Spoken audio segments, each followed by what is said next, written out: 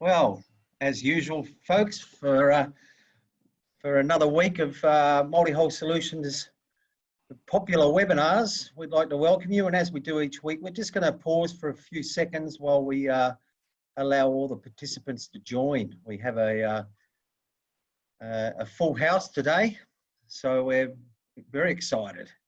We've got Michael and Marita with us from Turkey. And in a short while, we'll cross over to them. But just while we're waiting, we'll just hold five and then get rolling on what is going to be a really, really good presentation today. It's one of those ones that could go for hours if we wanted it to. It's been a pretty hard work during the week to narrow the presentation down so we cover everything we want, but at the same time not let it go on for too long. So we're just watching as the participant numbers tick over there as people join into the webinar. We'll just give it another minute and then we'll get rolling. While we're waiting, I'll just click through a couple of slides here. Once I get my clicking through slides. Here we go. I'll just click through and we'll have a look at the next webinars. Next week is going to be a very popular week. We've got the walkthrough of the NEIL 51, which is lying currently in Phuket in Thailand. And we've got Andrew De Bruin is going to do a walkthrough of the NEIL 51. I was lucky enough to spend a week on that boat in January of this year, and it is impressive. So that will be fantastic. And then the week after, we're then lucky to have Gordon and Lou joining us. Gordon and Louise Coates, who many of you would know, delivered the yacht, the Elba 45 from the factory between November and February of this year. So we'll be having a great webinar with them. And then the week after that, for the power catamaran lovers in our ranks, we're going to be doing a walkthrough of the impressive Iliad 70. Some of you will know that's the yacht that was on display at the Sydney Boat Show last year. So we'll be doing that in a couple of weeks' time. So I'm just going to step back into the previous slides. And it looks like we've got a reasonable number of participants coming in. It's still not everyone in, so we'll just wait a couple of minutes. While we're there, for those of you that are with us, the Q&A box is the way that oh, sorry, I've just been corrected. The webinar for the NEIL 51 is not next week, it's the 19th of June, my mistake. But with the Q&A box, you can post questions there. Today, Michael and Marita have got a very detailed presentation, so we're going to try and allow them to flow through the presentation and probably do a Q&A session at the end. But we will let them know if there's any questions that pop up that are pertinent to the part of the presentation they're on at that time. We will let them know and they'll stop and we'll raise those questions with them. And yeah, so Rachel's just correcting me there. So the webinars now are fortnightly. So from this one forward, it's every fortnight we'll be doing the webinars. Okay, might still wait another few minutes, or not few minutes, but another minute. We've just got participants rolling in. It's always hard with time zones to get everyone on board on time before we drop the lines and head off for a meander around the Mediterranean with Michael and Marita. Did you want to say hello while we're waiting there? Yeah. Good morning, guys. Well, morning here in Turkey. Early. It's probably afternoon or evening for you guys, depending on where you're tuning in from. It's 7 o'clock here in. We're based in Fethiye, Turkey at the moment, and for the start of the day, it looks like it's going to be a cracking day, Greg. So all good. We'll get those participant numbers up. We'll get cracking because, as you said, our presentation is quite detailed, and we're going to do our best to hit the 45-minute mark. I don't like our chances. Once the better half gets talking, it's hard to shut her down. I've just got a question from one of our, as we call them, owners in waiting. The people who, like yourselves, have purchased a boat and are waiting to pick that boat up this year or next year from the factory in France. And they've just asked what did Gordon and Louise name their Elba 45? And I'm just going to type a text to Gordon and Louise and ask them that. I can handle that for you, Greg. They've taken the name from their previous boat, and it's called Larrikin. Fantastic. Thank you. Very good. Okay, listen, we might crack on. So just as I said in the slides here, I've just got to move the mouse there so I can click through the slides. The Q&A box is there. If you type, some people are already doing that now. They're typing some questions in the Q&A box. You can type your questions. And then as we, between Rachel and myself, we'll let Michael and Marita know of those questions, and we'll either answer them at the start or at the end. Today's presentation will probably go for just over an hour for the presentation. Then after that, we'll do some Q&A. And as we just said, the next webinars in 2 weeks' time, Friday the 19th of June is the Neil walkthrough. 2 weeks after that, on the 3rd of July, is the Gordon and Louise webinar, and then 2 weeks after that is the Iliad 70 walkthrough. And then upcoming events, we're very excited to be able to announce that we're going to be doing a Sydney Open for Inspection Day, appointment only. Definitely we'll be using social distancing rules and so on, but we have decided that the time is okay to let people come down and physically see some of our models. So we're going to have the new Elba 45 on display, and we're also going to have the MY44 power catamaran there. So that's on the 27th of June. So, sorry, Friday the 26th and Saturday 27th. And remember, you have to register if you want to come down and see us and have a look at the yachts there in Sydney at Rushcutters Bay. So just going on, obviously I'm Greg Boller, I'm the new yacht sales manager. People are probably getting to know me now from doing these weekly webinars, and in the background helping to administer today's presentation is Rachel Crook. And we're lucky, of course, to have Michael and Marita Lysaght. Now, I'm just going to stop sharing the screen here for a moment. A couple of things to just remember. One is they are in Turkey. There is possibility of some technical issues, but what they wanted to do is we're just going to hand over and the guys are going to show us where they are today. Hey Oh, guys. yours. Yep, can you see that? We can. Okay, so this is the Bay of Fethiye. About an hour after dawn, the call to prayer's finished, which is probably just as well because it's quite loud when it bounces around this bay, but it's always beautiful here in the mornings.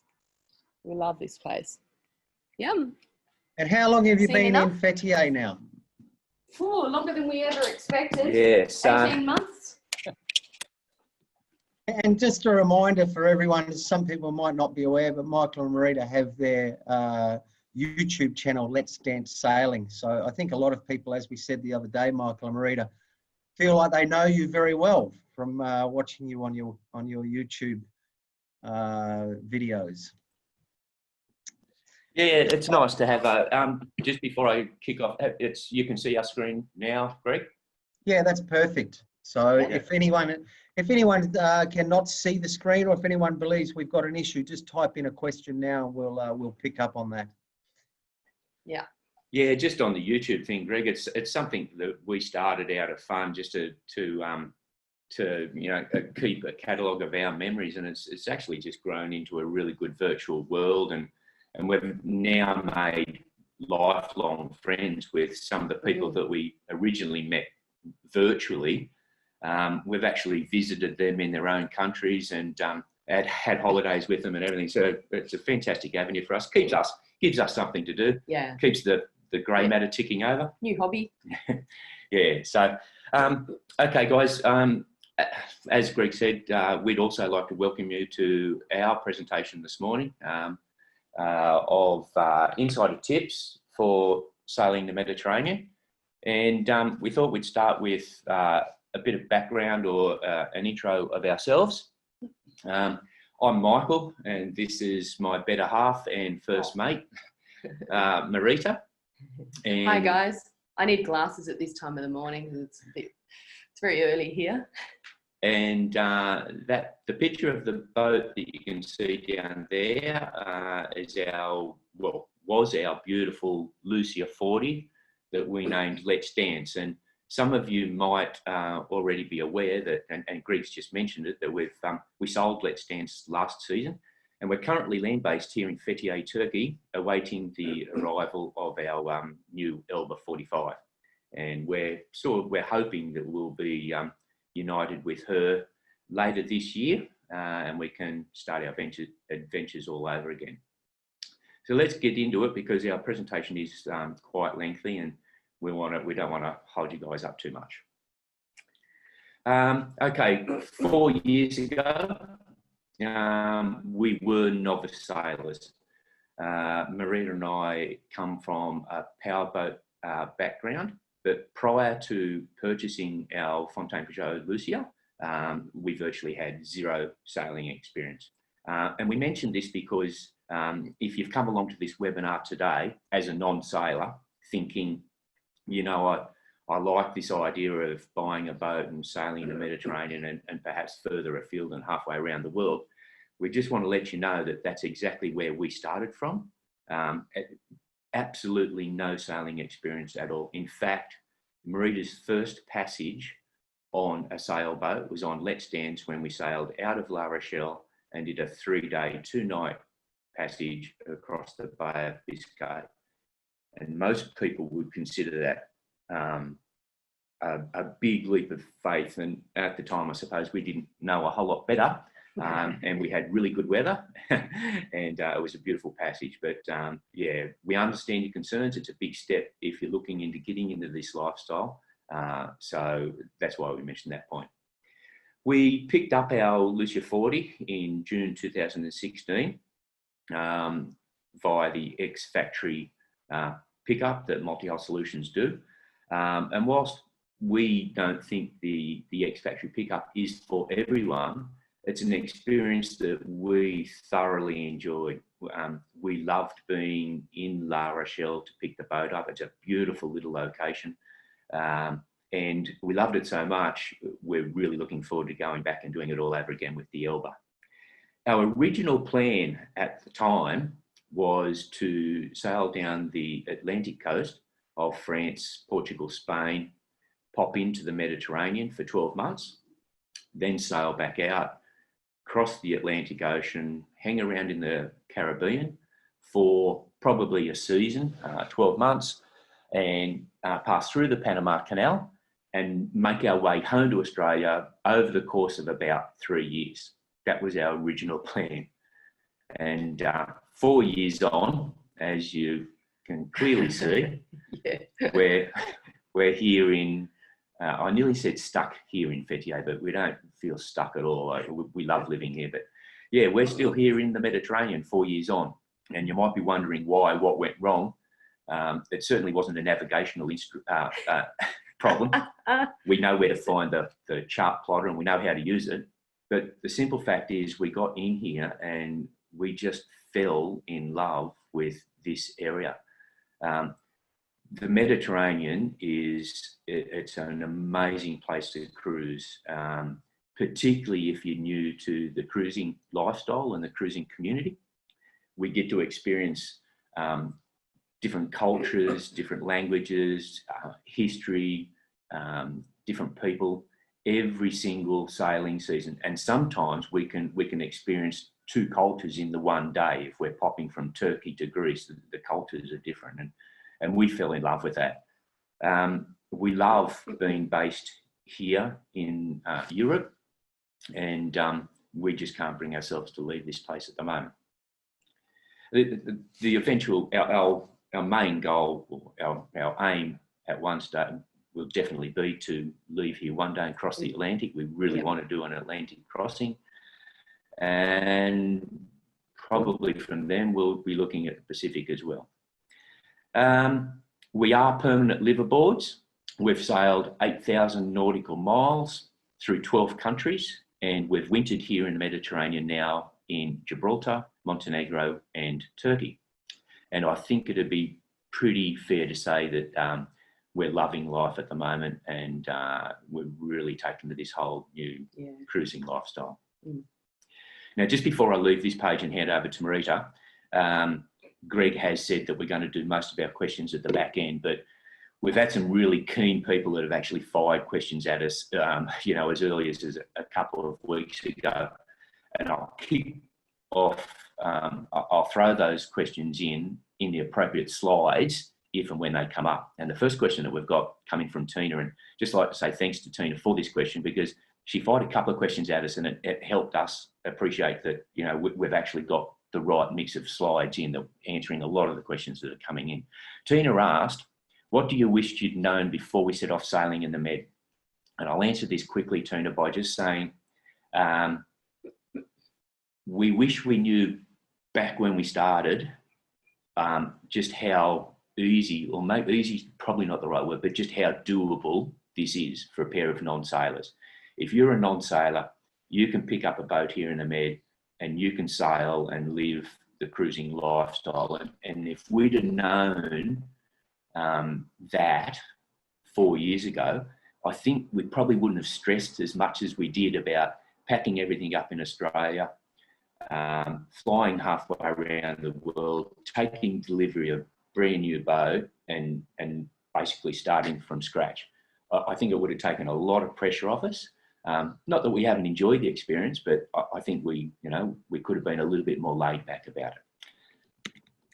So just before I go through the tips that we're going to discuss today, can you open up the chat box? I think it's closed.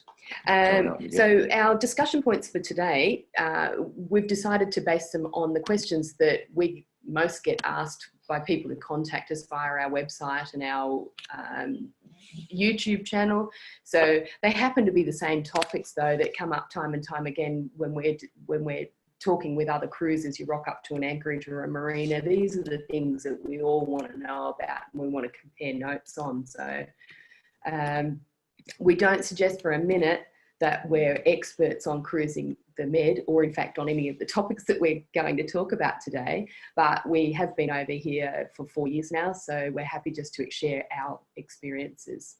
So the main tips that we're going to go through today are preparation. Hang on. Oh, we're locked. We've got a... Yeah, I don't know whether you can all still hear us, but we can hear you. Yep. Oh, sorry. Bear with us, Greg. What can you see, guys? Can you just see? If you want, Michael, and this is what we talked about, everyone who's watching this, if you want, I can take over the share screen and pick up on the slide you're on. Yeah. Yeah. Yeah. All right. I'll just go in and see if I can get it back, Greg. Just let me see if I can get it back first, Greg. Yeah, sorry about this, guys. So just everything's been running smoothly until the last 24 hours. So that's Turkey for you. We were worried about power going out, but instead we've got this. I think everyone understands we're pushing the limits of technology here. Definitely. There you go. All right. Have you got us, everyone? Yep. Rightio. So I'm going to kick on. The main topics that we're going to talk about today are, we're going to touch on preparation for your voyage. We're going to talk about planning, and we always say plan to be flexible. We're going to address the hot topic, the managing the Schengen. It's the most asked question that we get. We're going to touch on cruising costs, and we've been keeping a spreadsheet of with a breakdown of some of the main costs, and also we can share with you the overall costs that we have, that we encounter. Staying connected, something that's really important when you're in a lonely anchorage on your boat there and you need to download weather or do your banking, etc., pay your bills. Security is something that was a concern for me in Australia before we left, and we're going to talk about aspects of security over here on your boat. And we're going to talk about the qualifications over here required to sail around and the regulations, just a very quick touch on those. We also will start to wind up with, you know, the sailing community, and we'll recommend some forums that you can join to get some more information about things. And finally, we're going to wrap up on the question that we find hardest to answer. So here we go. So let's crack on, because if we have any more of the technical issues, we could struggle. Preparation, it's key, and we certainly hope we don't come across flippant here when we say, don't overthink your initial requirements. What do we mean by that? If you have a look at those two pictures down below, on the left is a picture of our saloon, and on the right is a picture of our cockpit whilst we're sitting in La Rochelle. What we're saying here is you don't need absolutely everything on your boat from day one. By all means, be prepared, be safe, get the essentials, all the safety gear, basic set of tools, spare parts, that sort of stuff. But and make your boat comfortable for to move forward, but don't overthink it. I can give you a red hot tip here. We spent 3 weeks in La Rochelle, and I think I shopped. I was dragged to the shops every single day, and I was really, really glad when we untied our lines and got stuck into our adventure. Yeah, so our point here is you don't need to stress about having absolutely everything perfect on your boat before you actually start on your journey. And part of the fun of this journey is actually filling your boat with knickknacks from all different locations around the place and building some memories associated with that. But, you know, once your boat's seaworthy and you've got your basics, get out there and get started, and you'll find that you can buy anything and everything that you might need in the Mediterranean. So there's no problem with picking stuff up as you go. And look, it doesn't matter whether you buy a brand new boat or a second-hand boat. Your boat is always going to be a work in progress. So outfit it and customise it as you cruise. We do a lot of our customising in winter. We discover in summer what's working and what's not working, and we change it in winter. Don't overthink it, guys. I tell you what's going on, Greg. Every time I bring up that little chat box, it shuts my computer down. Let me just... Oh, no, we're good to go. Yeah. We're back on. You all there, guys? All Yeah, good? we're all good. We're all good. Sorry. I'm sorry about that, guys. Oh, it's fantastic. Okay. Plan, or more specifically, plan to be flexible. This might sound really, really weird, guys, but the Mediterranean is bigger than it looks. And it's certainly bigger than we thought it was. We, as I said earlier, our original plan was to come down the Atlantic coast, hit the Med for 12 months, cross the Atlantic and make our way home. And spending just 12 months in the Mediterranean would be a beautiful 12 months. And we're not suggesting that it can't be done. And in fact, we've cruised with people that have just stayed for 12 months and then they've gone on their merry way. What we would say, though, is if that is your plan, it will be a whistle-stop tour of the Mediterranean. And we feel that you'd miss out on a lot of what the Med has to offer. There is a bucket load of water between Gibraltar, which is the gateway to the Mediterranean, and Turkey. And there's a lot of magnificent places in between. And our tip would be not to rush it. As an example on this, we spent the first 4 weeks traveling from La Rochelle down to Gibraltar. And even at this very early stage of our journey, we really felt that we were sailing past places that we would have loved to have popped into and just spent a night or two. And on the next slide, we're going to show you our 3-year route, and hopefully you'll get an appreciation of what I'm trying to say here. But it sounds, I know geography is not my strong suit, but when we looked at the Med on the map, we thought, yeah, 12 months will knock that over, but yeah, it didn't happen. Yeah. And look, fixed schedules can be really difficult. This is when you mostly come unstuck. And the two things that really come into play here is when you're picking up family and friends, and also managing the weather. The weather in the Med is a big factor, and it can get nasty at times. There's going to be times where you're stuck in a location. You might have to wait an extra day or two for a weather window to move on, or you might have to wait a week or more. So you need to kind of build that into your schedule and make changes accordingly. And if you've got to be in a particular location on a particular date to pick up your guests, then that can be a bit stressful. What we try and do these days, having made this mistake before many times, we try and encourage our guests to come to us now. So we'll position ourselves somewhere near a major city so that they can fly in from wherever they're coming from.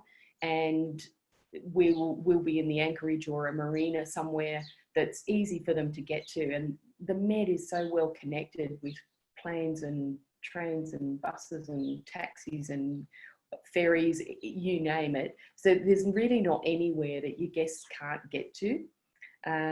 So, you know, if you can get your guests to come to you, we normally will give our guests an approximate location of where we're going to be in the Med, so they know which major airport to fly into, but then we may not be able to tell them exactly where we are until a week or two before they arrive, when we've got more of an idea of where we're going to be. And especially this comes into play if you're inside the Schengen and you're managing your 90 days in the Schengen, you're really on the move. So you may not know exactly where you're going to be 3 months in advance when somebody wants to book their flights and come and see you.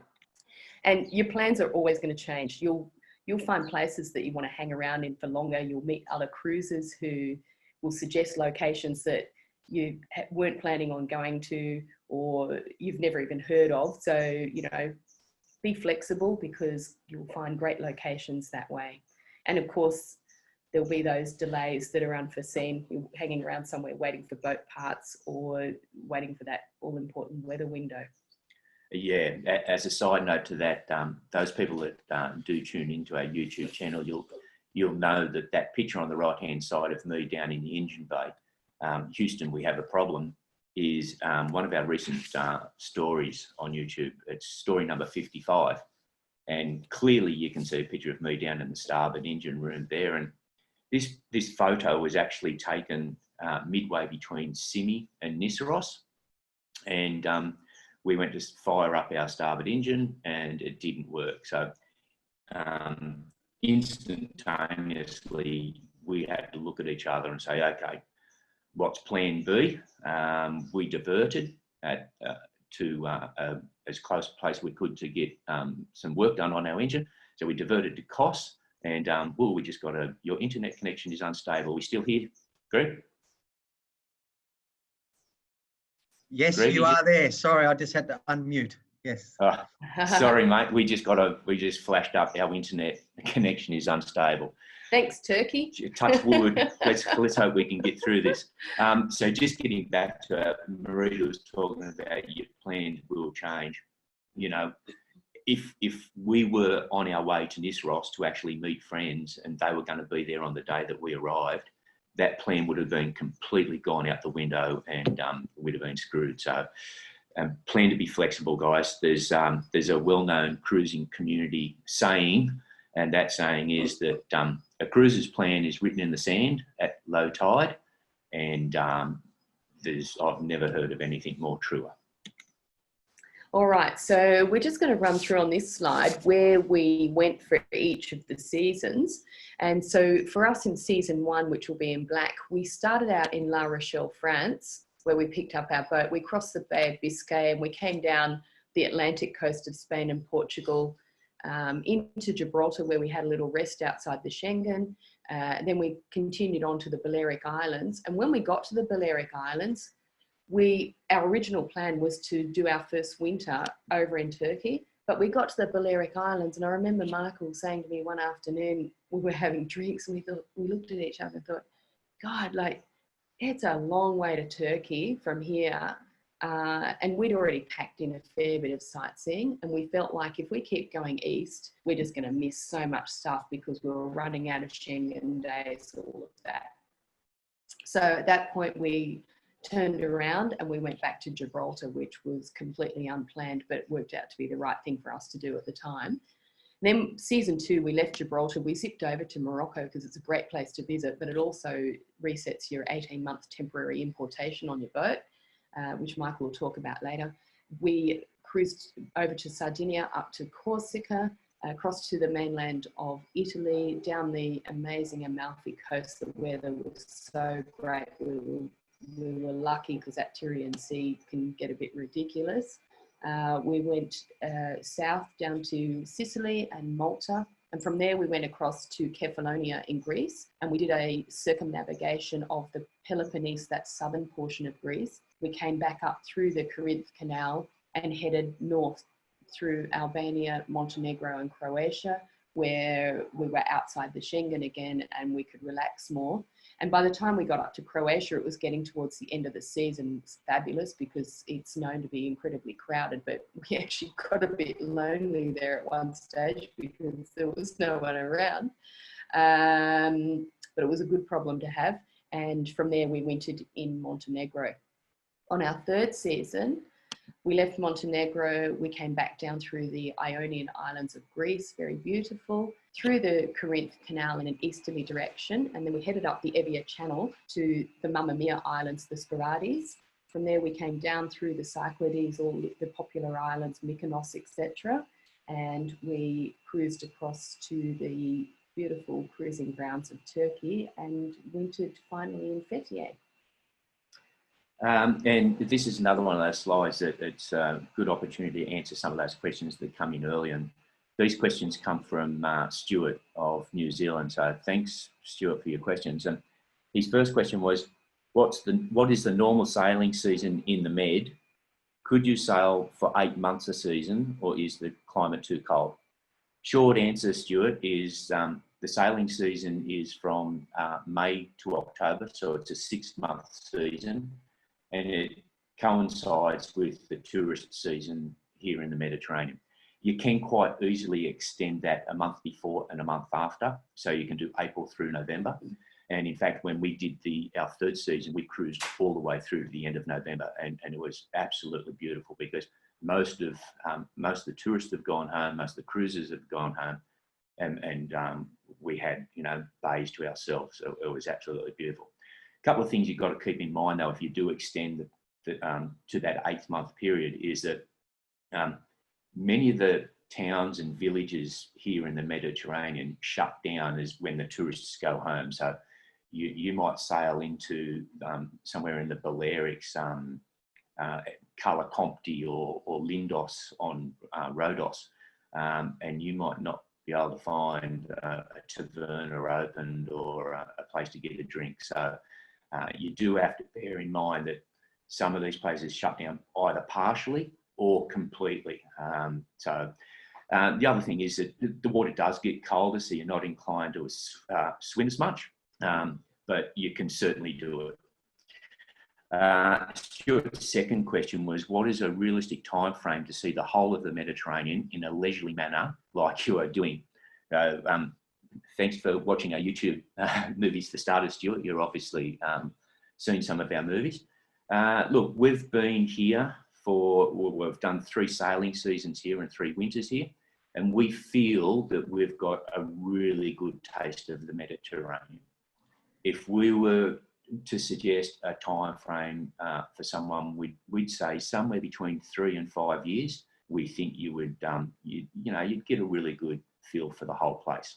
Having said that, you could sail these waters for 15, 20 years and not see everything. In fact, I think it'd be almost impossible to see everything that the Mediterranean has to offer. We've got friends that have been sailing here for 4 years and they've just done the southwest coast of Turkey because there's so much to see. So difficult to put a real figure on it, but you'll get a good taste over the 3 to 5 period. Stuart also had a question, Greg, on the warranty process, but if we can just make a note of that, we'll tackle that a little later, I think. So we'll move on to that next screen if technology allows. And look, and just to give you some feedback, going very well, Michael and Marita, and that was a really good visual there of the trips you've had over those few years. Thanks, mate. And I've just seen come up in the chat box that Tina's reminded us that we need to pack a gaff. That's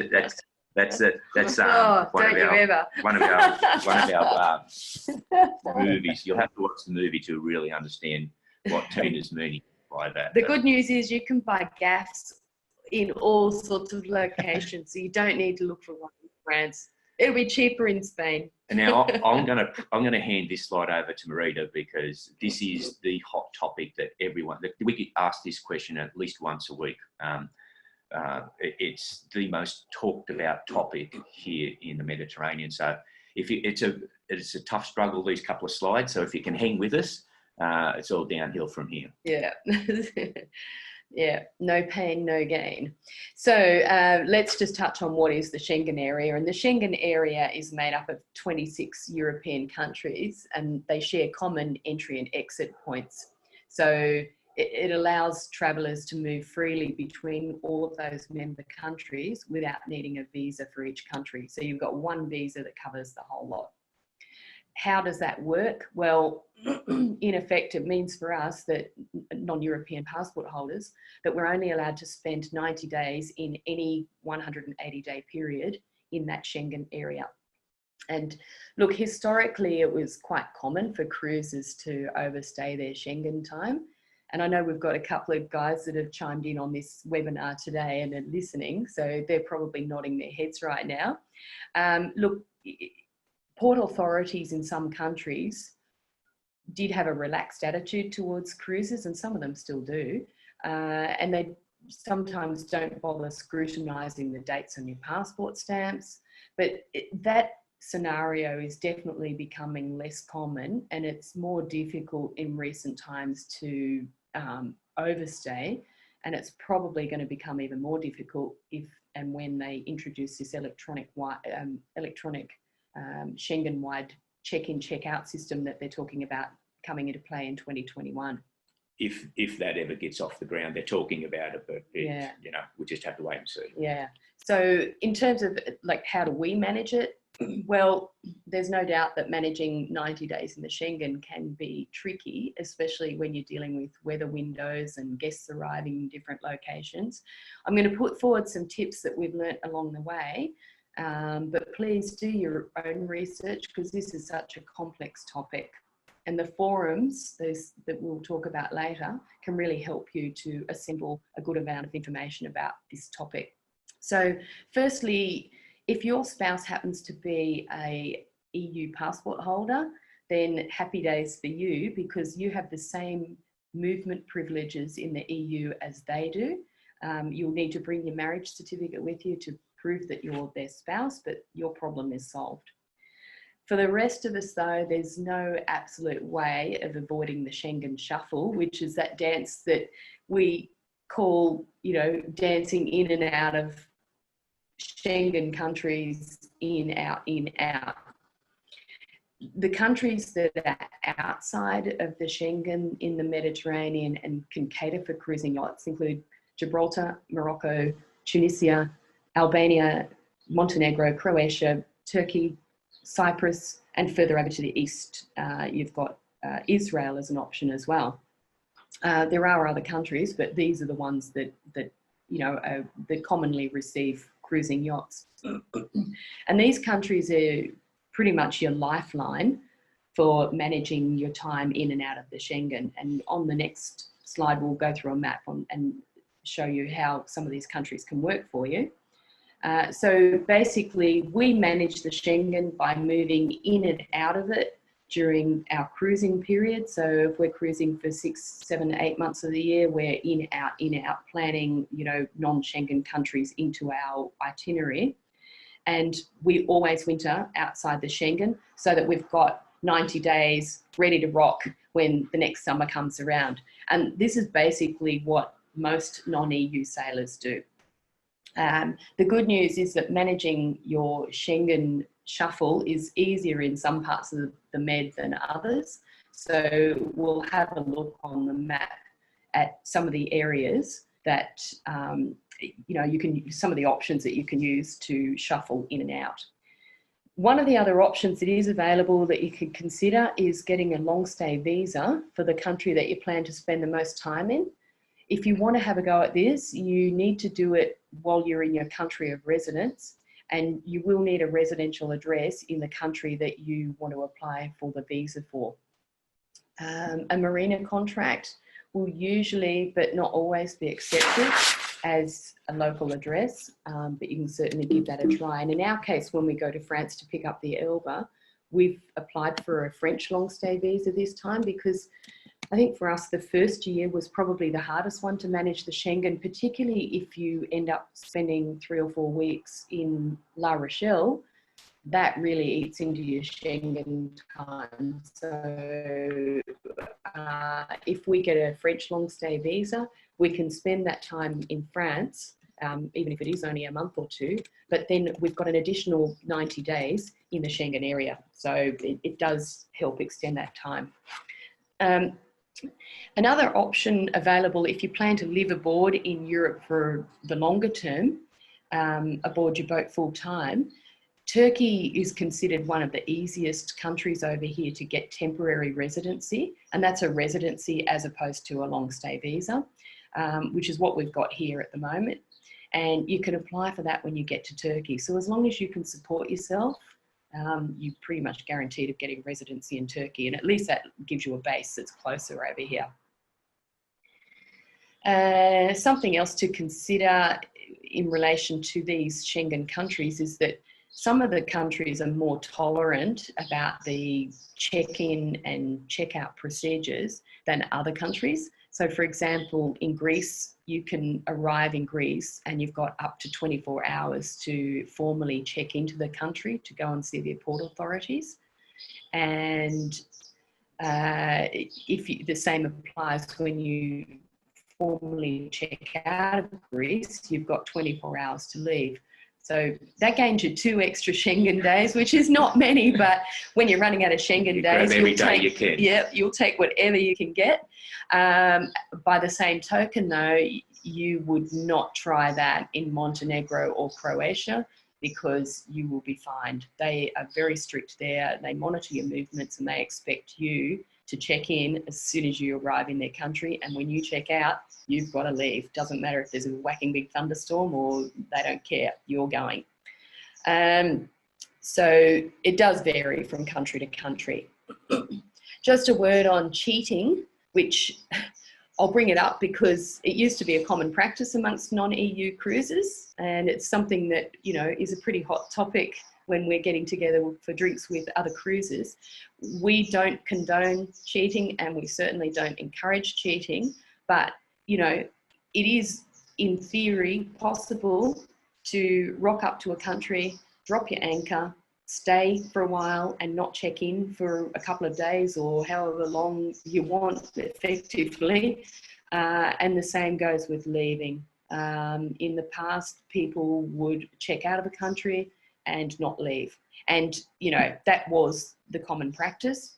The problem nowadays is that I think, you know, the regulations are much more stringently monitored, and the penalties if you get caught can be really serious. So your boat can be impounded, you can be expelled from the Schengen area, you can be fined heavily, or if you're lucky, you might just get a slap on the wrist and a warning. So the consequences if you get caught vary hugely and really end up being up to the individual officer that happens to nab you on the day, and depending on probably what mood he's in and what country he's from and how relaxed he is. So there's massive inconsistencies in people's experiences. You know, you'll hear people say, oh, in Spain, you know, they just don't care.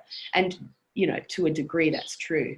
But then you get the one guy that does care and, you know, it gets nasty. So. And I might just jump in here and I'll just put it out there, but so keep this to yourself.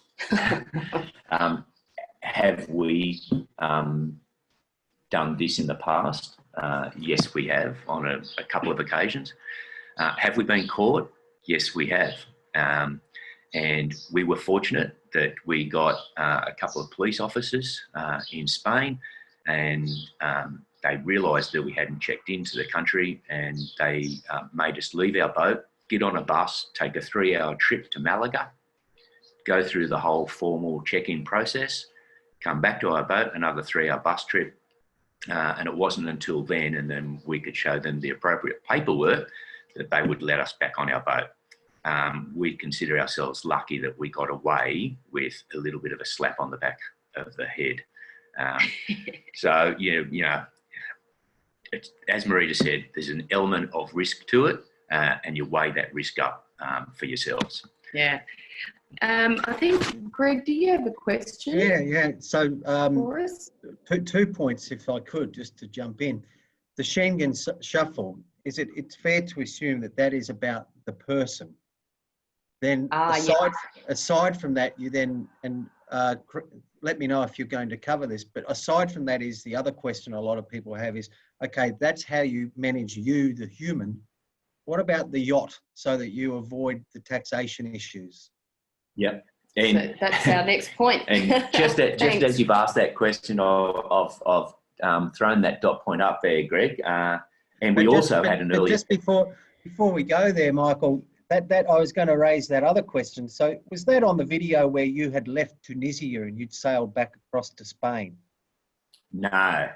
This was in our first season where we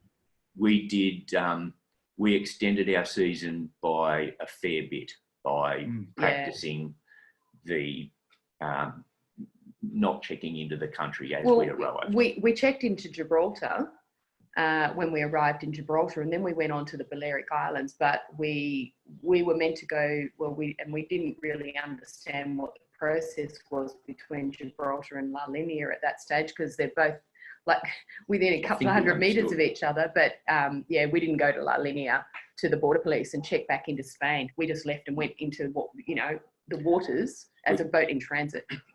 So when you left Tunisia and sailed back across to Spain, where did you clear in on that trip? No, we didn't. We no, didn't not Tunisia. We went to Morocco. Morocco, yes. Yeah. We checked in at Sardinia. Gotcha. Okay. But we were that one there. We were a boat in transit. Yeah. Okay, understood. You can be a boat in transit, so you can do long passages. But yeah, I know it's a bit, this is where it's so grey. But if you get and some officers regard, you'll hear people saying, well, you're always a boat in transit as long as you don't go to land, if you're in an anchorage or whatever. But that's not technically correct. And some officers will throw the book at you and others don't care. And I think that, and what you just, we'll let you move on, but that I think answers a question that Matt just threw up saying, does time at sea count on Schengen days? So as you said, transit days don't count if you're, as you enter in. But we'll let you keep going. Sorry to hold you up. Yeah. Rachel's just given us the nod that we're 45 minutes in, so we'll get cracking. The question that you've just raised was also raised earlier, Greg. So, look, we bought Let's Dance ex-VAT, and as such, we were provided with a temporary boat importation certificate from Fountaine Pajot. Basically, that means that it gives us 18 months to export that boat outside of the Eurozone. And what we've found is, because we're constantly managing the Schengen area and we're going in and out of the Eurozone, it's really not a big issue for us. Well, it becomes a non-issue by the time you're doing your Schengen shuffle. Because you're in and out of the Eurozone all the time. If you were getting close to your 18-month period, it's a simple process of leaving the Eurozone. In your boat. Yeah, in your boat. Yeah, and actually getting evidence of your stay outside of Europe. So you might check into a marina in, say, Morocco for a night, and then when you sail back into the Eurozone, you get your 18-month clock starts all over again. So it's a pretty easy process, and something that we really haven't given any thought to at all the whole time we've been over here. Yeah, but just keep your marina receipts in case. And in fact, we've never been asked. Yeah. I'm getting the hurry up. Okay. All right. So on this Schengen map, sorry for more Schengen, the dark blue countries and the light blue countries are all in the Schengen. Those green countries are EU countries that have applied to join the Schengen, but they're not in yet, which is great for us if you want to visit Croatia. So the countries that are available as havens for being outside the Schengen are all the beige or the non-coloured countries, plus those green countries. And common entry and exit points for doing the Schengen shuffle include over in Turkey. It's very easy to shuffle between Turkey and Greece. 90 days in Turkey, go over, spend your 90 days in Greece, go back to Turkey, and so forth. And that's really comfortable because a lot of the Greek islands that are there and that aren't shown on that map, some of them are only 2 miles offshore of Turkey, so it's absolutely stress-free. Other common entry and exit points are from the Ionian section of Greece you can go up to Albania, Montenegro, Croatia quite easily and cruise that area up there. And of course, Slovenia and that section of Italy if you want to. It's all in a convenient location. There's no major passages involved. So that's another area where it's easy to manage. The tricky bit probably is in the central Mediterranean, where Tunisia is really your only decent option to get out of the Schengen. So you've either got to fly through the middle or plan to spend some time in Tunisia. And over in the west, your options are Gibraltar and Morocco. So they're pretty self-explanatory. Morocco's well worth a visit, by the way.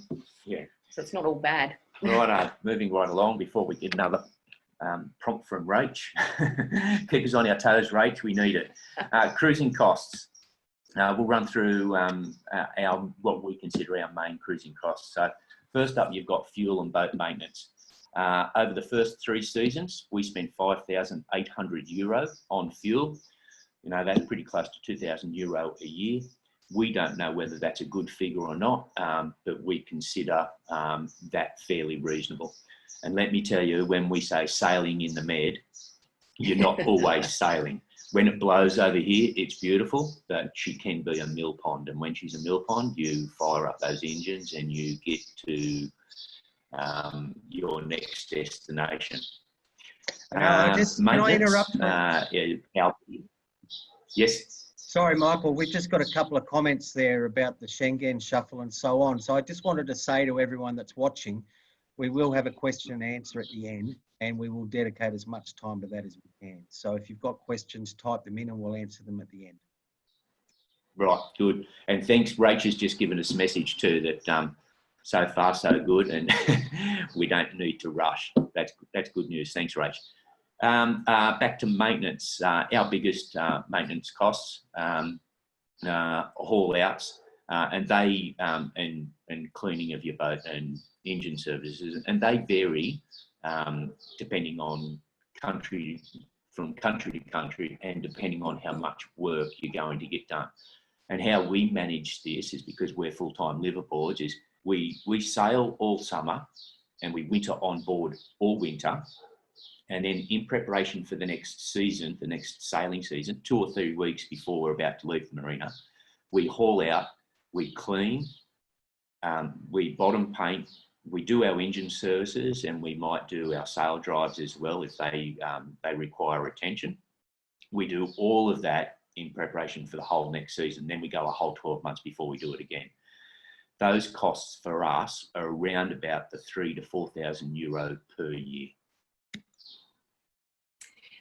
Insurance is one that people often ask us about, and look, basically we just have a normal travel insurance policy. We've got a 12-month rolling policy, so you know it's just your standard travel insurance policy. It only allows us to it only covers us for up to 12 nautical miles offshore. There are specialised sailing policies available that will cover you for beyond 12 nautical miles offshore, but we just haven't bothered.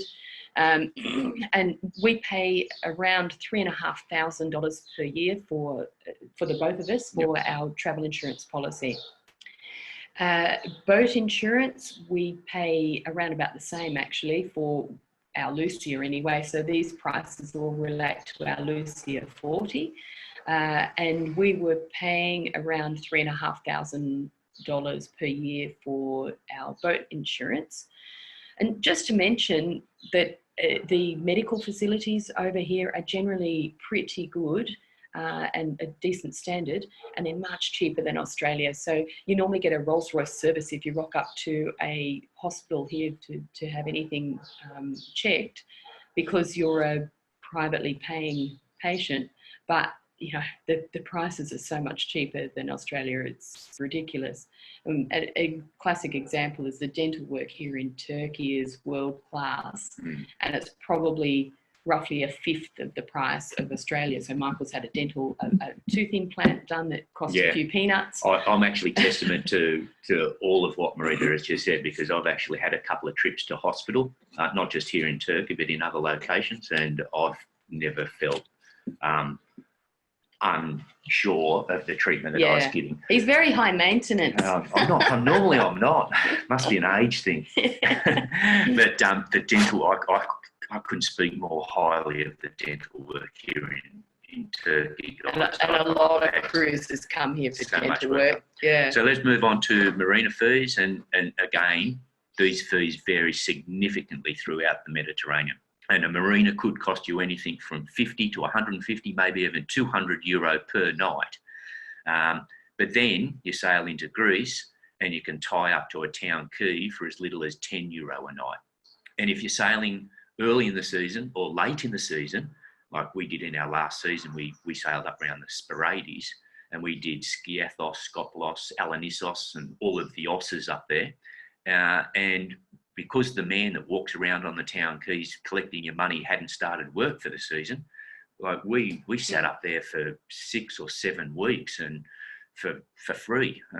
So big significant differences right across the Mediterranean. Our winter contracts are a completely different story, and we negotiate these every year as we go around, but you're looking at paying around about €3,500 to €4,000 for a 6-month period. We've tried to negotiate month by month, but if you do that over here, if you don't think you're going to be in the marina for 6 months, you think, oh, look, I'll just do 5 months and then I'll do a longer sailing period.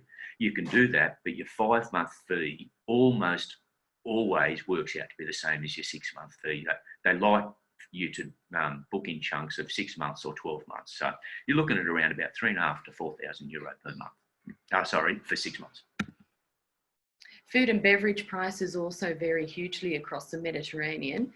Some places are more expensive than Australia and other places are cheaper. Overall, we would say that your costs are probably going to come out fairly similar to what you would spend in Australia, unless you're spending a lot of time in the countries that have a lower cost of living, and then it'll definitely be cheaper. But overall, we would probably say similar to Australia, slightly cheaper maybe. We had a question from Tina before this webinar, and she asked us how we manage our grocery shopping. Well, for us, like the access to the supermarkets and shops from your boat is usually pretty good. There's a lot of shops around in the Med, and even the smallest villages will have food outlets and local markets and things like that. We normally walk to the shops or we ride our bikes to the shops, but one of the great purchases we made in our second season was one of those grandma trolleys. I never ever thought we'd ever own one of those, but you'll go through one a season though. They're not that sturdy. They're really good. Get one. So a lot of the supermarkets will deliver to your boat though, which they would never do in Australia, and often it's for free. Sometimes they'll want you to spend a nominal amount of money to have that service, but most of the time they're just so incredibly helpful.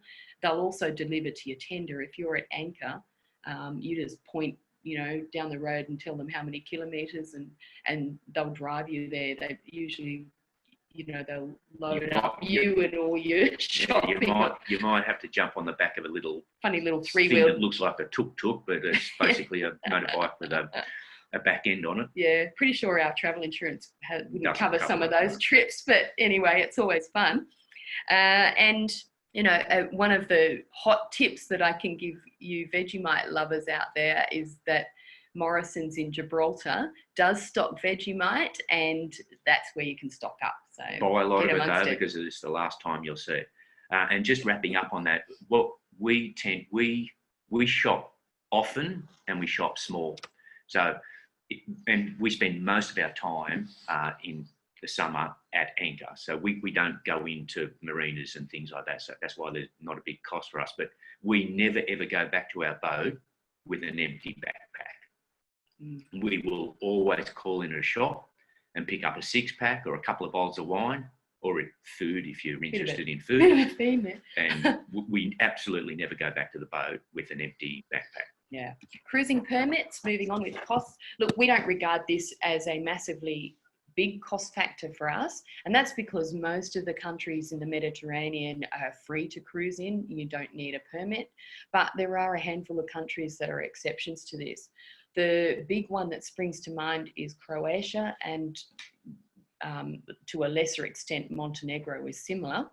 They have a sojourn tax in Croatia that's probably amongst the most expensive cruising tax in the Med, and an example of what it would cost you in Croatia to cruise for a month. If you were on a 12 to 15 metre boat, the fee is somewhere around 210 euros per month.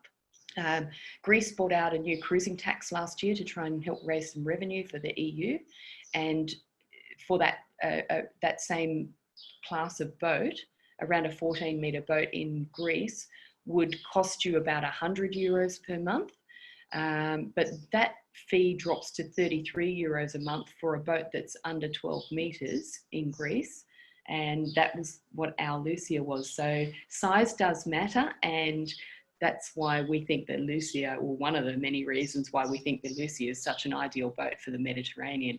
11.8 metres, yes. I've got to laugh at this one. Maybe I've been overselling the beverages thing, because Anthony Pajman's just asked about how much his exact words are. What are the booze costs?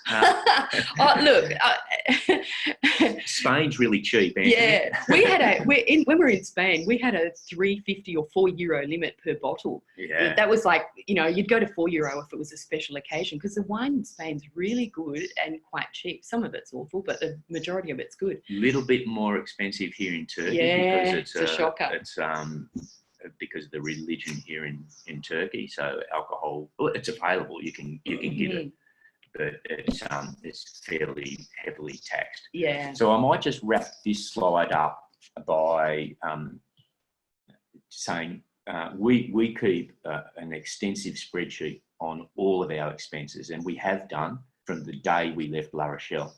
So we can confidently share with you our monthly costs. So over the course of a full year, if you break that down to an average monthly cost, we cruise on €2,500 per month. And that includes all that wine and beer. We would suggest we live a fairly good lifestyle, fairly healthy lifestyle. We would dine out 5 times a week in the summer for either lunch or dinner. Not so much in the winter. We normally bunker down a little bit and eat on board a little bit more. We do paid tours if they take our fancy. We hire motorbikes to go for an inland travel, or a car to do inland travel. And built into that cost also allows us for one international air flight per year, be it back to Australia to see family and friends, or to a ski destination, because Marina and I like to take off somewhere in the Northern Hemisphere and do a couple of weeks ski in the winter, just to get away from the boat. Now, if that €2,500 sounds too little or too much for you, it varies so much, guys. We actually sailed last year with a couple that they've been cruising on €500 a month, and they're having just as much fun as we are. We can absolutely assure you. We also know people that probably spending, up around the 5,000 a month. So it really depends on your lifestyle. It depends on what you do and how you go about it. So. And we'd probably save a fortune if we weren't drinking wine in Turkey. Oh yeah. Let's not say it's one of our biggest costs, shall we? Well, at the moment, it is probably one of our bigger costs, sadly, but it is expensive here. Okay, let's get on to staying connected, because it is important to stay in contact with family and friends back home. It's important to stay in contact with fellow cruisers that you meet in one port.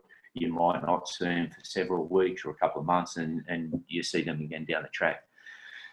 Internet access, we rely heavily on Wi-Fi at bars, restaurants and cafes. We also use our Wi-Fi extender. And I understand that people aren't putting Wi-Fi extenders on their boats anymore, and maybe because they're buying local SIM cards and doing it that way. But we use our Wi-Fi extender all the time. And what that allows us to do is we'll cruise into a bay, we'll open up the laptop, we'll find a local establishment. It might be called Harry's Bar. We'll type in Harry's Bar. in the password. We'll add 2016 and bang, we're on the internet. Yeah, we use that all the time. We top that up with local SIM cards. We find it best if it's going from country to country, we'll just buy a local SIM card, and we mainly use that for data as well, not for phone calls. Yeah.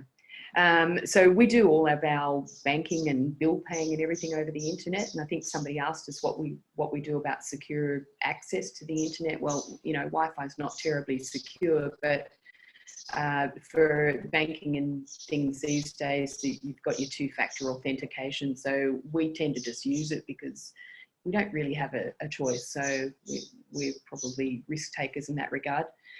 Making phone calls, we use WhatsApp widely throughout Europe, and so does everybody else over here. So if you've got a Wi-Fi, that's what a lot of people use. We do get local SIM cards as well.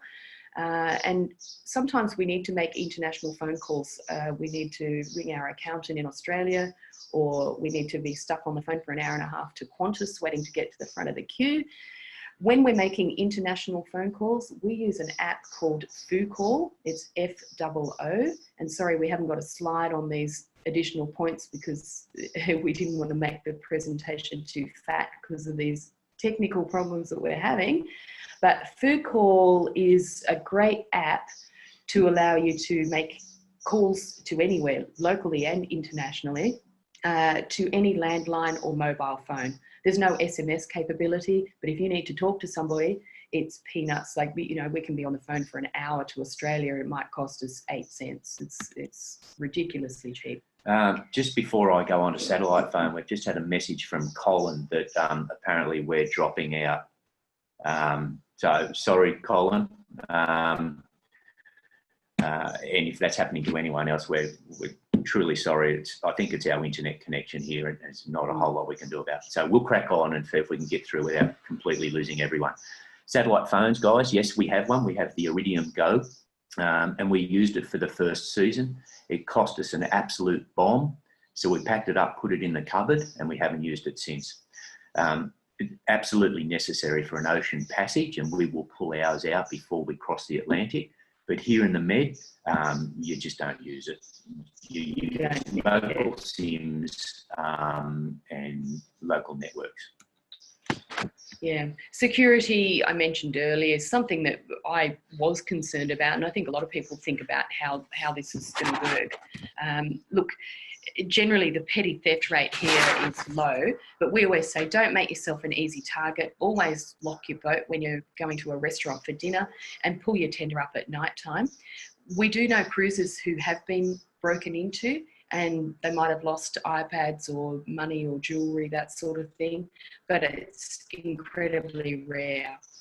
So some cruisers leave a light on or play some music when they're leaving their boat in an anchorage, and other people install security systems where they can monitor their boat remotely from their phone. We haven't bothered because we've never really felt the need to. On the whole, it's important to remember that the local communities over here thrive off having the boats come to their communities, and for the most part, these people want you to feel safe and secure, and they want you to feel welcome. So generally, they're not inclined to rob you. Marinas have varying levels of security. In winter, we look for somewhere with good security because we want to be able to go and do some land-based travel and that sort of thing. So, you know, look for somewhere with staff on site and surveillance cameras. And, you know, it's a bonus if the pontoons are closed to public access and you've got a swipe card or something to get in and out. Refugees, we often get asked about this, and it is still a problem over here. You will hear radio communications quite regularly. Usually they're positional warnings for suspected illegal boats. Look, is it a big security concern? Personally, no, it's not.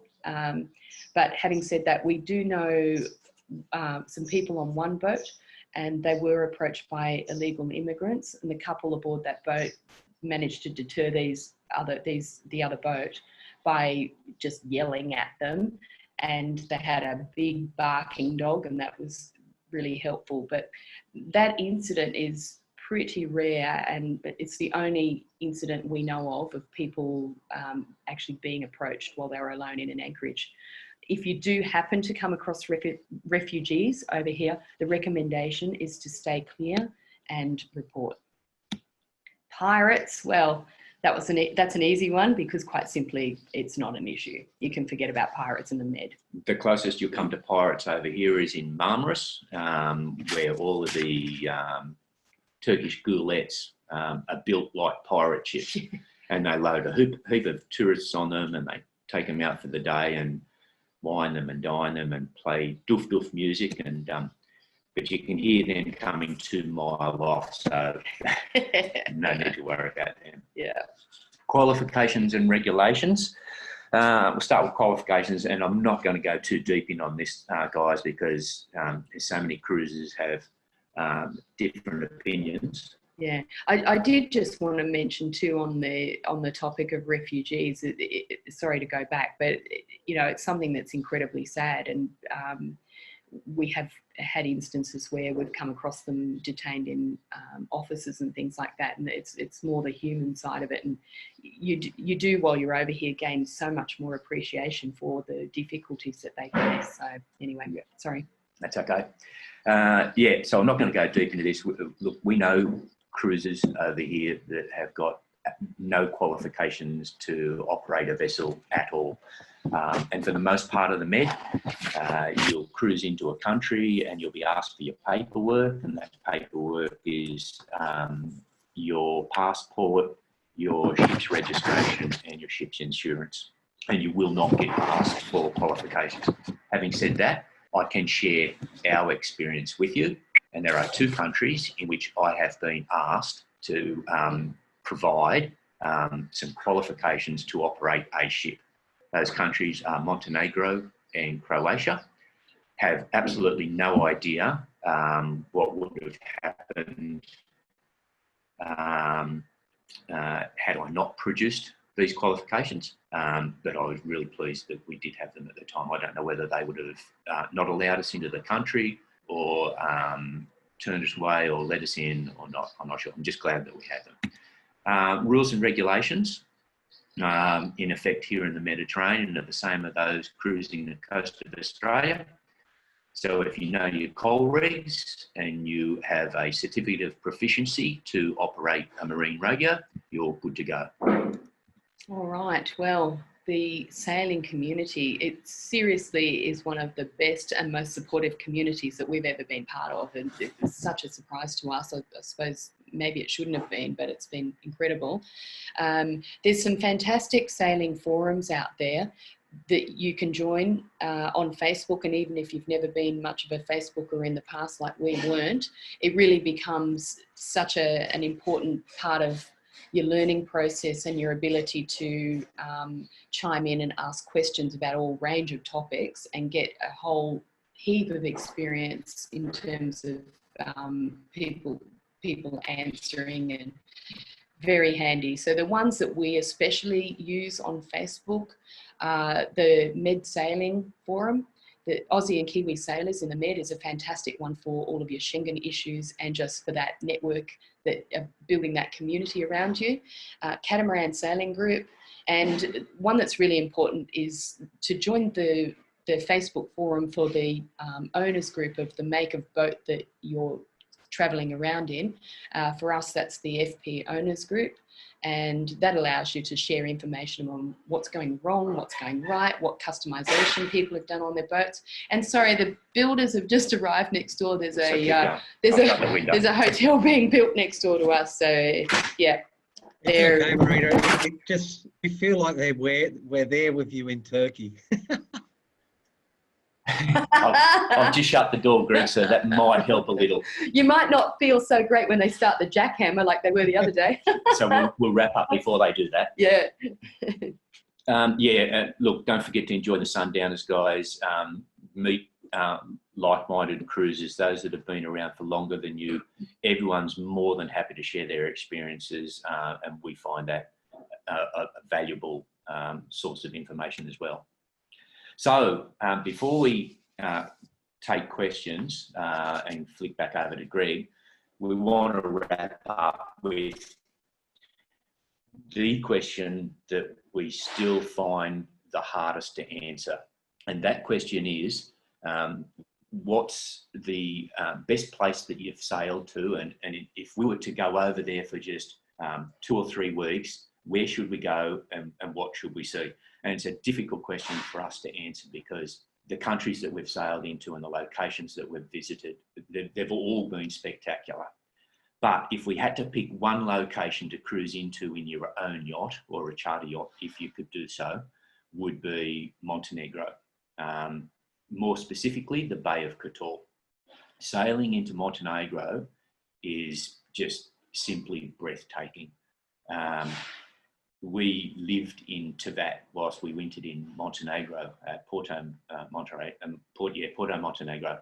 And on 3 different occasions, we cruised around to the Bay of Kotor, and every time we did, our jaws just dropped. I think it's the southernmost fjord in the world, and it's absolutely stunning. If you're inclined to do this sort of thing, I would put it out there that you really should sail the waters of Montenegro. It is just unbelievable. But because we can never ever stop at just one, we'd have to give a special mention to Bonifacio in Corsica, Monemvasia in the Peloponnese of Greece, the island volcano of Stromboli, which is just north of Sicily. I have to put a caveat on that one though, because they had a major eruption last year, and I'm not quite sure you can climb to the top of the volcano now. When we visited it 2 seasons ago, we actually climbed all the way to level with the crater and filmed this thing spewing out lava, which is absolutely amazing. And the whole island shakes when that volcano erupts. Everything shakes. It's crazy. Pretty awesome experience. We'd also have to throw in Lindos, one of our favourite little anchorages on the island of Rhodes of Greece. And we could go on and on, but we'll run out of time, so we won't do that. Yeah.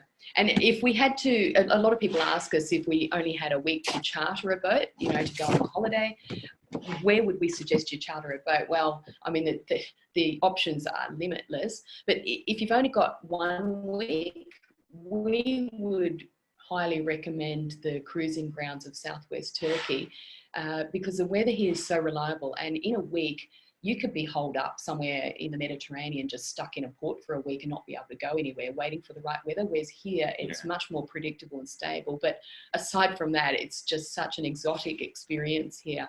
The history and the culture and the food in Turkey is absolutely fantastic. And more importantly, the people here are amongst the most hospitable that you'll find anywhere. And that's why we love it here so much. And actually, before COVID-19 hit, today, right now, we would have been cruising somewhere between here and Greece, which is just over here, on the Mediterranean Escapade, which is a rally that's held by Marina Boating Holidays. But instead, we're right here. Yeah. So such is life. Now, where I'd rather be, Greg. And I'll just sum this slide up before we throw back to you, Greg. When we first kicked this adventure off, it was all about the locations that we could sail into and the beautiful countries that we could get to visit. But we're finding more and more that it's as much about the people you meet as it is about the locations that you go to, the cruisers that we've met and become lifelong friends with, but also the locals. We've been invited to birthday parties. We've been invited to people's homes for breakfast, lunch, and dinner. We've got boat shows. We've had virtual friends become real friends, and we've actually holidayed with them in their own country. It really is. It's a 50-50 split. You get to enjoy the beautiful surroundings, but you also get to meet some really, really special people. So with that, Greg, I'll flick back to you, mate. Yeah, no, that's fantastic. So we'll keep it there with you on the PowerPoint presentation because I think you've got a couple of picture slides there. First of all, well done. You probably both need a glass of water. If it was later in the day, I'd say something else. But Fantastic. It's gonna be a cup of tea. And just, it was nice of you to just bring up there the Mediterranean Rally, which was, if anyone wants to go to the Multihull Solutions website, we've rescheduled that for 2021, and we've rebooked Michael and Marita to be the hosts of that event. So the dates, I think, will be published shortly on the Multihull Solutions site. Yay! Yeah. Okay, so straight to some questions, because I know That's a we've dragged fantastic on. itinerary. Yes, yes. So that's Yeah. all So you Fountaine can, Pajot catamarans. Yeah. Okay, so the first question is, once you left La Rochelle, what was your biggest challenge in the first 3 months? Oh, getting to know the boat. Yeah. We, as we said from the get-go, we had zero sailing experience. Prior to a couple of months before leaving Australia, I took an RYA course. So I did my competent crew course, which was a 7-day sail from Sydney to the Gold Coast. I then did a week in the classroom learning my coal rigs. I then did another week getting my offshore skipper course. That was the only sailing experience that the both of us had before flying to France to pick up Let's Dance. Once we got to La Rochelle, we hired a professional skipper over there, and we did 3 days training with him. That was invaluable because he does the training on your own boat. Yep. And so when we actually left La Rochelle, we were all on our lonesome, getting to know the boat, getting to understand, what she likes, what she doesn't like, what wind she best performs in, all of that. Probably the hardest thing for us. Yeah. And learning that. Oh, sorry, go on. And did you contemplate at all the idea of taking that professional skipper, because I believe it's available, and maybe having them go with you across that first stint across the Bay of Biscay? Look, we didn't, because when we were planning to cross the Biscay, we thought we were going to go with Martin and Sonny from Reflection, a buddy boat. As it turned out, Pierre from Uchimata gave us probably one of the best pieces of advice we ever got given in this whole experience. And that was, guys, there's a perfect weather window coming, you should go. Martin and Sonny were still waiting for boxes to arrive from, they had sent a washing machine and a few other things from Australia, and the boxes went via Germany and every other country in the Med before they rocked up to La Rochelle. So they ended up being about 10 days behind us or something. And Pierre said to us one day, go. And so our trip across the Biscay ended up being a big old fishing trip. It was lovely. I think there's a slide, that slide there in the top right-hand corner. Yeah. We caught that in the Bay of Biscay. But you're right, Greg, it's freely available. There's a multiple number of skippers that will help you get across the Bay of Biscay if you're a bit concerned. They'll even take your boat down all the way into the Mediterranean if you like. They'll take it anywhere really for a price. And that's a good option for getting out of too. Yeah, because I must say, I often say to people, if you're going into a 3 to 4 to 5 year adventure, it's probably not a good idea at some stages to throw caution to the wind with that crossing. So even if you get a professional crew to get the boat into the Med for you and then go and start, it might be better to make sure 5 years is 5 years.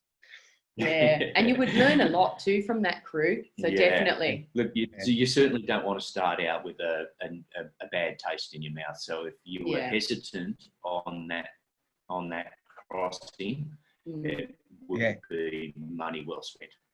Okay, so we'll move on. So you talked about the fact that you're 12-month liveaboard. There was a question from Colin. During the winter, have you come up with a way of adding any insulation to your holds to beat the winter cold? No, we haven't, Colin. We normally have some built-in insulation. We do bunker down, so we put all of our tents out and curtains and things like that. But when we bought Let's Dance too, we optioned her up big time. So we have reverse cycle air conditioning we have 3 of those on board. So in winter, if we happen to be moored at a marina and electricity and water are a part of our costs, which they're not always, sometimes they're an add-on cost to your berth. But if you're in a marina and your electricity and water come with your berthing costs. We just flick on the reverse cycle air conditioning, mate, and we heat the whole boat. I know air conditioning is one of those. Air conditioning is one of those things that most cruisers talk about. You know, do you need it or don't you need it? We simply wouldn't be without it because we winter on board. Sometimes I walk around in shorts. Here in Turkey, we had that thing pumping pretty much every day. And that's how I hear that all the time too. People say they're not buying the air conditioning for the air conditioning, they're buying it for the heating and the dehumidifying in the winter period. Yeah. You're spot on there, because we've used our air conditioning probably half a dozen times, but we've used the heater a lot. Yeah. And a lot of people go for diesel heating, which is another good option. Okay, and then the next one, Gordon just mentioned that he also had a Nana trolley and that it's brilliant. Thanks, Gordon. And Greg asked if there's any idea if the UK passport means you don't have to Schengen shuffle, and my answer to that is I don't know. What's happened since Brexit? Does anyone know? Yeah. I was just reading about this the other day. And I actually just chimed in on one of the Facebook pages that we belong to, one of the groups that we're part of, because the people from the UK are now starting to talk about that. It does look like they're going to have to learn the Schengen shuffle and the footsteps for that dance. It looks like they're going to be treated exactly the same way as Australians. The rest of us, yeah. So it looks like they're going to have to learn that shuffle. It doesn't come into effect until December this year, so they've got a bit of breathing space. But we're actually hoping that, you know, because the economy over here relies so heavily on the Brits, we're actually hoping that that might stimulate some kind of easier long stay visa that we can all jump in on. But at this stage, it just looks like they're on the 90-day rule with the rest of us. So just on that point, on the 90-day rule, so if you're planning each season, you effectively plan for 90 days to be in the Schengen area, and then you would sail across to the Montenegros or the Turkeys and do another 90 there. So that then gives you your 6 months of cruising, yeah? Yeah. We do a rough plan. We might say, well, you know, we'll hang around here for a couple of weeks, 2-3 weeks, and then we might try and go and save some days, things like that. Yeah. We also, we don't necessarily do on the 90 days. In fact, we rarely do on the 90 days. We might be in the Schengen area for 70 days or 80 days or something, and then we'll go out to somewhere for a couple of weeks and then we'll come back in. Our passport is an absolute mess. Yeah. So, and that's actually an advantage, because, you know, the officials look at it and go, oh my God, we can't see when you guys are coming, going, or otherwise. Half the time we don't know either. So even to this day, I really don't understand how we got picked up in Spain, because Maria's right, our passport is an absolute mess.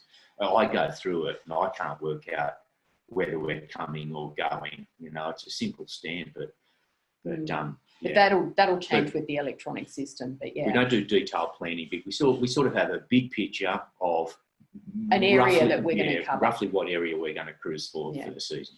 Okay, that's great. What qualification what's the minimum qualification you can have? Is it your coastal skipper or? Yeah, look, what I have is offshore. So it's a tidal offshore skipper RYA ticket, and that's equivalent to the ICC, which is the International Certificate of Competency.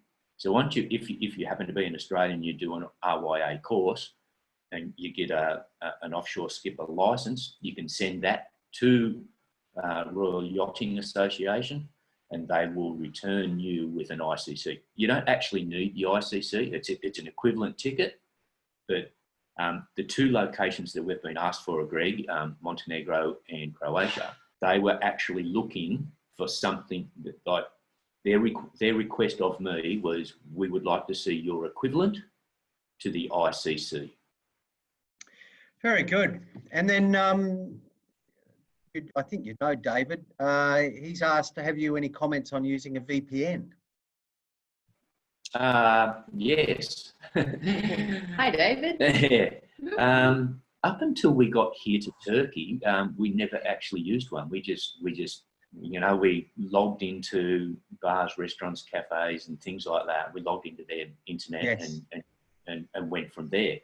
But here in Turkey, it's heavily regulated. Communications here in Turkey is heavily regulated, and even VPNs are heavily regulated. But we've found that we've had to get one here to stay in contact with people back home via FaceTime and things like that. And every now and then it does get shut down. Are you on Astral? No, we're on ExpressVPN. Yes. Yeah. And it seems to work quite well, but sometimes we'll go to log in and our service provider here, obviously they can somehow search and find that you're linking through a VPN, and because there's certain websites over here in Turkey that you're just not allowed to access, and one of the weirdest ones is Wikipedia. If you try and log into Wikipedia here without a VPN, you just won't get it. So yeah, look, but a lot of cruises do have VPNs these days. Yeah. So I'm going to keep moving. We'll get through a few of these. Tina asked, did you take much gear from Australia for you and the boat? Would you recommend buying in France or Australia or both? We'll try to keep it short. Yeah. Yep. This is a common question. We sent 3 boxes across with 7 Seas Worldwide and cartons. Mainly we sent our favourite latex pillows because we love them. And we also sent a quilt and and we also sent just the bedding for our bed so that we could move onto our boat ASAP, basically get out of the hotel in La Rochelle and onto the boat. So we thought that was good because it meant that we could move on board without having to go shopping. And normally you're moving on before you've even, you know, found out where the shops are in La Rochelle. That worked well. We also bought a couple of household goods, a few favourite pots and pans and that kind of stuff.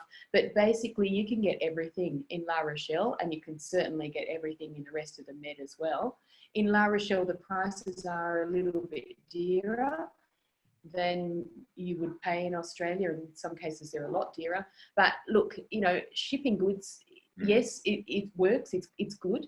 But you've also got to store them. And if you have something like what's happened now, the COVID-19, if anyone has shipped goods over there, they're just going to be sitting around for a long time. So, yeah, you know, pros and cons.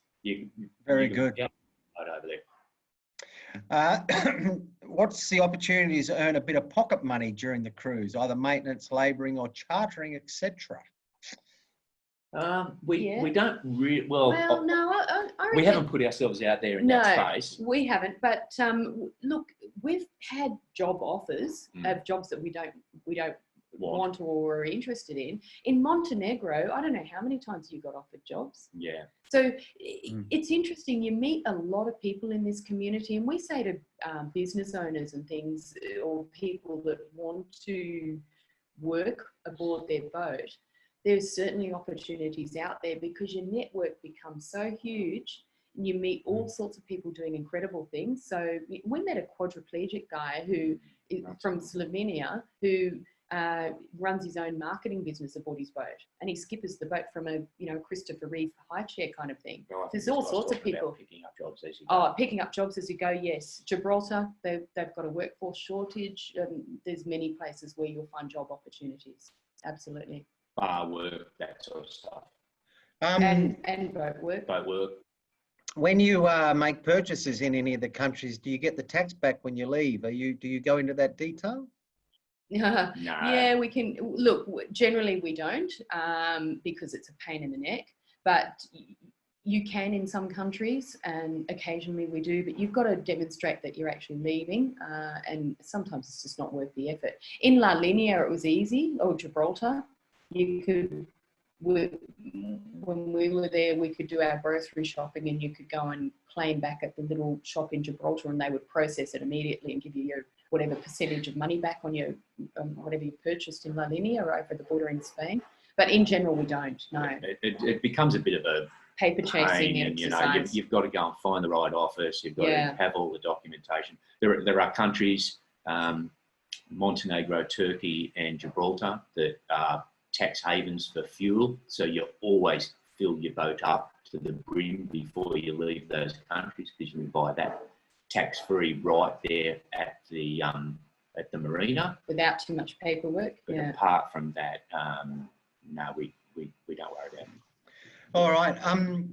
There's just a couple more questions, guys. Do you know anyone that's purchased the golden visa for Greece or elsewhere to provide a workaround for Schengen restrictions? We understand a 5-year visa is available if you purchase property in Greece to a minimum value of euro 250,000.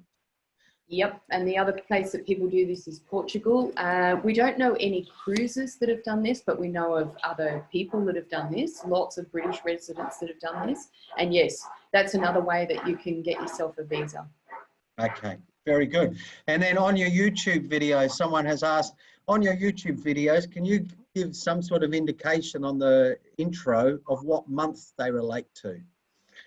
We do now. If you've been watching the last probably 10 or 15, because we used to get asked that. Yeah, we had that feedback, so we've started to incorporate it into the movie. So, okay, and then how are you feeling at the moment? Like, obviously, the exchange rates are changing. I noticed the euro is back to almost 62 today, or the Aussie. Oh, is it? Great. Yeah. So, does that impact you guys heavily? Robert's asked that question. In day-to-day living, it probably doesn't. We're on a pretty good exchange rate here with the Turkish lira. But when we're sailing in Europe, yes, it definitely does. And in terms of the purchase of the boat, which we haven't paid for yet, Greg, but the euro impacts significantly on the cost. And aren't we all happy that it's now back to 62 and not in the 50s? Oh, yeah. It'd be nice it'd be nice if it went higher. Yeah. 65 would be better. Yes. So, I mean, we get rental income in Australia, and that is in Australian dollars. So, yes, the euro fluctuations do impact on what our dollar value is worth over here. What we have found too, though, Greg, is that we actually we compute in our own mind. We actually compute in euro now. We sort of try and forget about the Australian dollar because we don't, you don't always like worrying about how much it is costing you in the Australian dollar. So even here in Turkey, if we try and convert lira to anything, we convert lira to euro just so that because we've been living in this zone for 4 years now, we find it easier to think euro than we do Australian dollars. Very good. So listen, we're ready to wrap up, but what I'd love it if you could do for everyone is stop the share screen and show us another look out that window as we say thank you and sign off. So as you're doing that, as you go, you should be able to now lift up and have a look out the window. And stop. Yeah. All right. And just before we listen, while we're doing that, before we go and have a look out the window, thank you very much. That was wonderful. I think you've covered so much of real good quality information there for everyone. We've had already many thank yous coming through on the chat there on the Q&A. For everyone that's watching this in the next few, that you can come back and watch it again by coming to the Multihull Solutions website. And also in a few weeks' time, it will be on the Multihull Solutions YouTube channel. And we'll probably also make it available so Michael and Marita can put it on the Let's Dance website if they feel inclined. So, but yeah, that's been fantastic. So good that we could do this with you both. And look, guys, from our point of view, it's what Multihull, you and Rach have been doing with these webinars has been fantastic for the rest of us because we all get our boat fixed now. Yeah, we've been involved with all of them except, well, when I say involved, we've watched on all of them except for one. We've really enjoyed them. So we'd also like to say thank you to everyone that tuned in today. We hope that you got something out of it. Yeah. And as always, if you've got any questions, fire us an email, and we pretty much always we respond to all emails and comments that we get from our channel or our email in. So we'll take you outside and give you one last look. All right. Well done. Very good. Back to Turkey. Yeah. So I don't know whether you can see the military boat. We've had some military boats parked in the bay lately. They moved out of Marmaris and into the Fethiye Bay when COVID-19 hit. But and down this end of yeah. the bay, this is the southern end of the bay. Let me just make sure you can see past the hotel that's being built here. That's the local boatyard in Fethiye. If you ever get over here, go and have a wander in that boatyard. It's an absolute classic. They've got their campfires underneath these boats that are all being hand built out of timber. It's just superb workmanship. Down the other night. Oh yeah, one of them burnt down. If you want to fly out from there, where do you go to fly out? We normally get a taxi to Dalaman Airport, Yep. which is about 50-minute drive in a car. From there, we fly to Istanbul, and then from Istanbul, you can go anywhere in the world. Very good. Well, Normally, we'll sign off. Oops. Right. Sorry, Marita, I spoke over the top of you. Sorry. You go. No, you're right. So anyway, look, that's been fantastic. Thank you so much. And yeah, it's a pity we weren't all together this week as planned doing the Multihull Solutions regatta in Greece and Turkey there, the Mediterranean escapade, but we'll do it next year. And in the meantime, thank you very much and have a great day, and I hope the builders don't make too much noise. Thanks, All right, guys. See you Signing later. off from Turkey. See you later. Thank you.